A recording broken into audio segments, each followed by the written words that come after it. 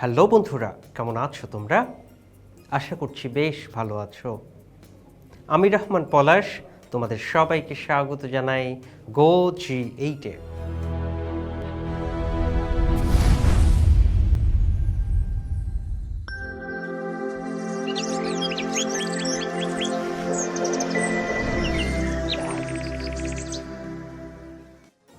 বন্ধুরা, আগের এপিসোডে আমরা একাদশ ও দ্বাদশ শ্রেণীর যুক্তিবিদ্যা প্রথম পত্র বইয়ের সপ্তম অধ্যায় আরোহ অনুমান ও আরোহ অনুমানের ভিত্তি থেকে বহু কারণ সমন্বয়বাদ, বহু কারণবাদ ও বহু কারণ সমন্বয়বাদ, আরোহের বস্তুগত ভিত্তি নিয়ে আলোচনা করেছিলাম।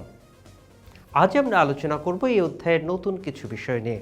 তাহলে চলো বন্ধুরা, আলোচনা শুরু করা যাক।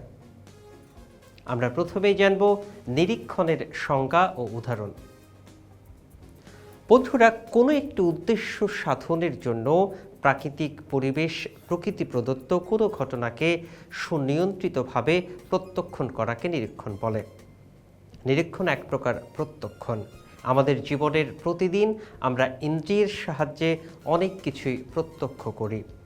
রাস্তা দিয়ে চলার সময় আমরা রাস্তার দুপাশের অনেক দৃশ্যই চোখ দিয়ে দেখি।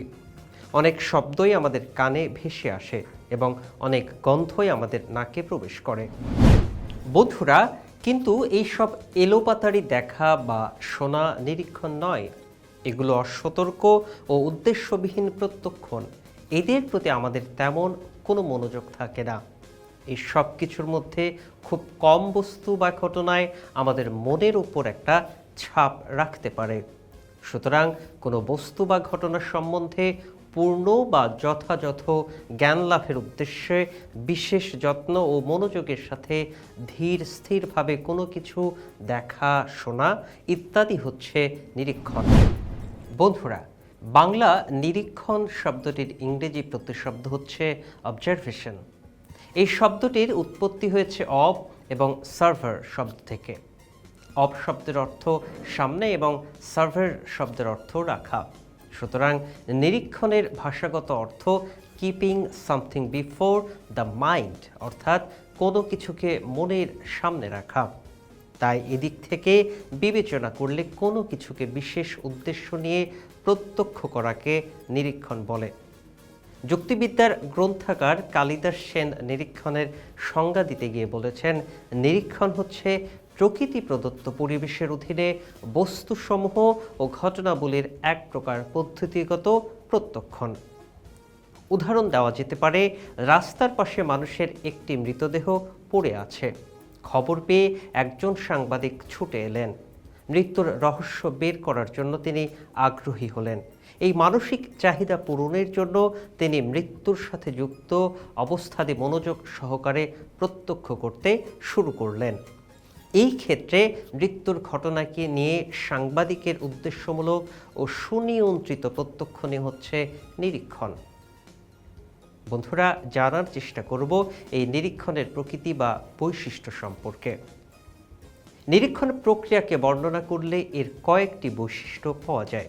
সেগুলো হলো, নিরীক্ষণ হলো বিশেষ এক ধরনের প্রত্যক্ষণ, নিরীক্ষণ হলো একটি উদ্দেশ্যমূলক প্রত্যক্ষণ, নিরীক্ষণ হলো সুপরিকল্পিত প্রত্যক্ষণ, নিরীক্ষণ হলো একটি সুনিয়ন্ত্রিত প্রত্যক্ষণ, নিরীক্ষণ সব ক্ষেত্রেই নির্বাচনমূলক, নিরীক্ষণ হলো প্রকৃতি প্রদত্ত ঘটনার প্রত্যক্ষণ। বন্ধুরা, আমরা জানব এই নিরীক্ষণের শর্ত সম্পর্কে।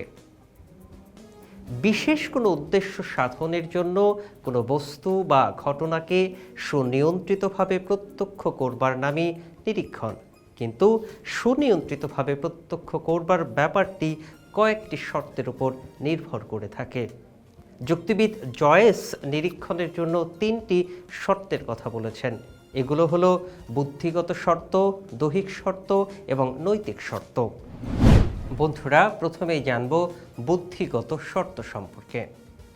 প্রতিটি যথার্থ নিরীক্ষণের বেলায় বিশেষ কোনো উদ্দেশ্য নিহিত থাকে। এই উদ্দেশ্য সাধনের জন্য আমরা কোনো বস্তু বা ঘটনার স্বরূপ প্রকাশের প্রতি মনোযোগী হই। এই ঘটনার সাথে যুক্ত কার্যকারণ সম্পর্ক আবিষ্কারের চেষ্টা করে থাকি। নিরীক্ষণের এই দিকটি হচ্ছে জ্ঞানমূলক দিক, অর্থাৎ কোনো বিষয় সম্পর্কে জ্ঞান অর্জন করবার জন্যই আমরা সেই বিষয়কে নিরীক্ষণ করে থাকি। তাই নিরীক্ষণ নিরীক্ষকের মানসিক দক্ষতা ও বুদ্ধিমত্তার উপর নির্ভর করে থাকে। নিরীক্ষণের জন্য প্রথমে উদ্দেশ্য নিরূপণ, উদ্দেশ্য অনুযায়ী বিষয়বস্তু নির্বাচন এবং সেখানে সুপরিকল্পিত প্রত্যক্ষণের জন্য যথেষ্ট বুদ্ধিশক্তির প্রয়োজন। তাই বুদ্ধিমান ও মেধাবী ব্যক্তির পক্ষে কোনো কিছু নিরীক্ষণ করা যতটা সহজ, নির্বোধ ব্যক্তির পক্ষে ততটাই কঠিন। সুতরাং নিরীক্ষণের জন্য বুদ্ধিগত শর্ত খুবই গুরুত্বপূর্ণ। বন্ধুরা, আমরা জানব দৈহিক শর্ত সম্পর্কে। নিরীক্ষণের দৈহিক শর্ত বলতে আমরা বুঝি নিরীক্ষকের দৈহিক সুস্থতা। নিরীক্ষণকালে আমরা আমাদের ইন্দ্রিয়সমূহকে ব্যবহার করে কোনো বস্তু বা ঘটনা প্রত্যক্ষ করে থাকি। তাই ইন্দ্রিয়ের স্বাভাবিক কার্যকারিতার উপর নিরীক্ষণের যথার্থতা নির্ভর করে থাকে। কোনো ব্যক্তি যদি চোখে কম দেখেন, তাহলে তার পক্ষে চোখ দিয়ে কোনো কিছুই ঠিকভাবে দেখা সম্ভব নয়। একইভাবে শ্রবণ শক্তি, ঘ্রাণ শক্তি ইত্যাদি স্বাভাবিক পর্যায়ে না থাকলে নিরীক্ষণ সঠিক হয় না। সুতরাং নিরীক্ষণের জন্য দৈহিক শর্ত খুবই গুরুত্বপূর্ণ ভূমিকা পালন করে। এরপরে রয়েছে নৈতিক শর্ত। বন্ধুরা, নিরীক্ষণের নৈতিক শর্ত বলতে আমরা বুঝি নিরীক্ষণকারীর নৈতিক সক্ষমতা। নিরীক্ষণকারীর নৈতিক আদর্শ দ্বারা পরিচালিত হবেন, এটাই সবার কাছে কাম্য।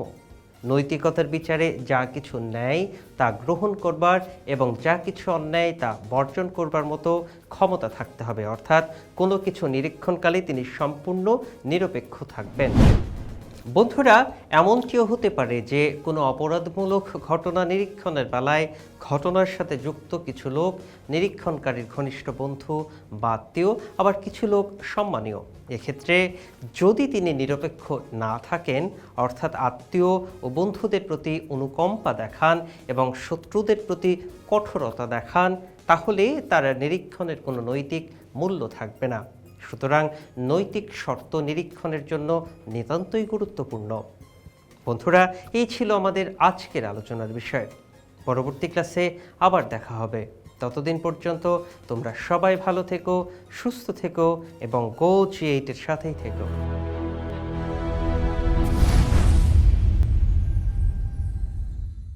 বন্ধুরা, এতক্ষণ যা আলোচনা করলাম তা থেকে গুরুত্বপূর্ণ কিছু নোটস জেনে নিই। কোনো একটি উদ্দেশ্য সাধনের জন্য প্রাকৃতিক পরিবেশে প্রকৃতি প্রদত্ত কোনো ঘটনাকে সুনিয়ন্ত্রিতভাবে প্রত্যক্ষণ করাকেই নিরীক্ষণ বলে। বাংলা নিরীক্ষণ শব্দটির ইংরেজি প্রতিশব্দ হচ্ছে অবজারভেশন। এই শব্দটির উৎপত্তি হয়েছে অব এবং সার্ভার শব্দ দুটি থেকে। অব শব্দের অর্থ সামনে এবং সার্ভার শব্দের অর্থ রাখা। যুক্তিবিদ জয়েস নিরীক্ষণের জন্য তিনটি শর্তের কথা বলেছেন। এগুলো হলো বুদ্ধিগত শর্ত, দৈহিক শর্ত এবং নৈতিক শর্ত। নিরীক্ষণের নৈতিক শর্ত বলতে আমরা বুঝি নিরীক্ষণকারীর নৈতিক সক্ষমতা।